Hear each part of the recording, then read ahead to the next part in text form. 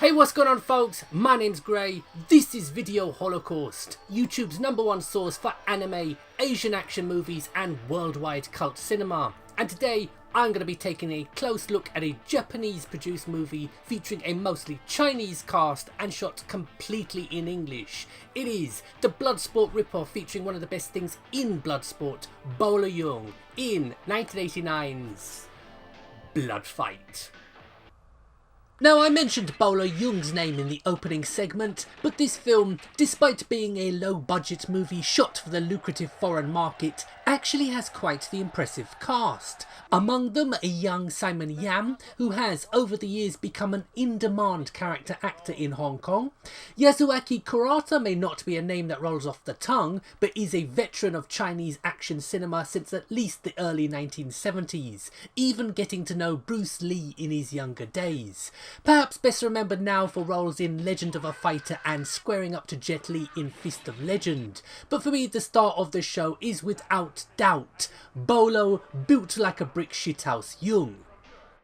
Now, besides its principal cast, there is something else about this movie I'd like to draw your attention to, and that's the similarities to the 1991 video game Street Fighter 2, because besides being the font of all knowledge when it comes to action movies, I'm also something of a hardcore gamer, and back in the early 90s, watching this movie for the first time, these similarities did not escape my attention. So let's check a few of them out, shall we?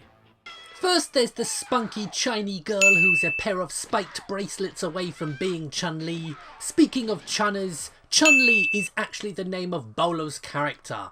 We also have a man more than a little reminiscent of Dalsium and a sumo wrestler. The master pulls off a bloody hurricane kick towards the end, and Simon Yam's character is named Ryu. Perfect.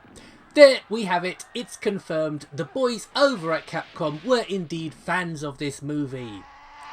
I always knew they had good taste. But all that aside, what's the story all about? Well, it centres around an ageing martial artist played by Kurata, whose glory days are long gone, and he searches for a successor to his style. And after spotting a local lad fend off some thugs, thinks he's found him. But Ryu isn't interested in learning martial arts, as he has a sexy ting to exercise his muscles for him. But when the thugs catch Ryu later, looking for payback for earlier, suddenly Ryu changes his tune and wants to learn. But this time the master is unwilling, as he doesn't want Ryu to seek revenge. But after a bit of back and forth and Ryu proving he's serious, the old master relents and begins his training. And as there's a kumite just around the corner, Ryu enters to honour his sifu. But reigning champ Bolo is not one to mess with and kills Ryu in the ring. After this, the master does what any sane person would do. He rolls back the years, training himself to take revenge in the next kumite. But does he succeed, or does Bolo add another trophy to his collection?